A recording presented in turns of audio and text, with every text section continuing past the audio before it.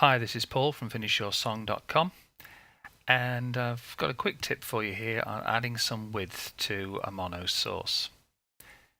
What we're looking at is a mix of a song that I've done recently. It's Reacher, and you can find the mix on my blog or on my SoundCloud page. What we start off the song with is a single electric Strat, and that's the piece that you can see in front of you. And you've got a choice when you're dealing with a mono source. You can either have it straight up the middle or you can pan it off. Now, because of the way that the track built, I wanted to start out with this particular guitar right over on the left hand side. But it's a mono source and it's not a very interesting start. It doesn't give you that width that you'd want to open up a track. Let's have a quick listen.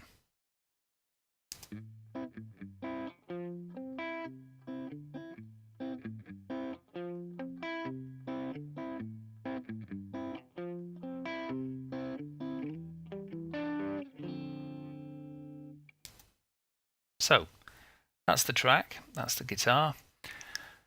So how can you add some width to it? Well, if we have a quick look in our mix console, this is how I did it. As you can see, we have the Strat in mono, panned to the left.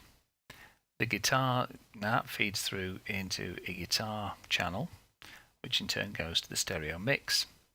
And we also have, amongst other tracks available, a reverb, courtesy of the Redline Reverb. Now, everything else is panned straight down the middle. So the obvious thing, the place to start, is to just close that rack up, is to add a reverb. So we send the guitar to the reverb and instantly we've got some width.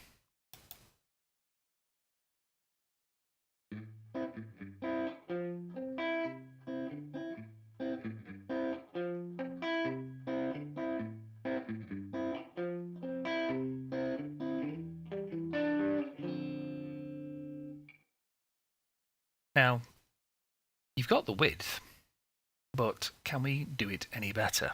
And the answer is yes. What we can do is force the reverb over to the other side of the stereo image. And this is how. We go into the channel settings for the Strat.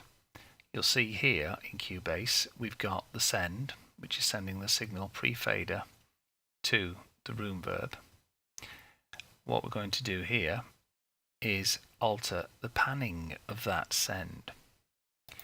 So if I set it running, you can see the reverb here and see how it affects it when I start playing with the send.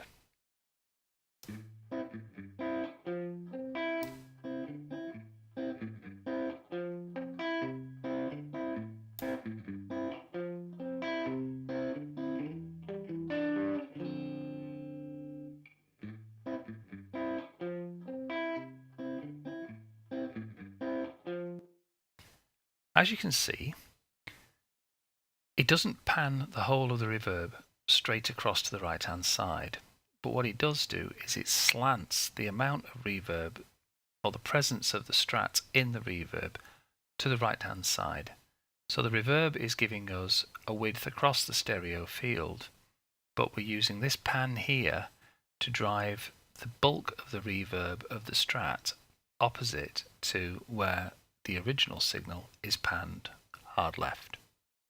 It's a little bit of a subtle difference, but it helps to build that stereo width, particularly at the start of the song where the Strat is so exposed and you don't just want the sound all coming out of one channel.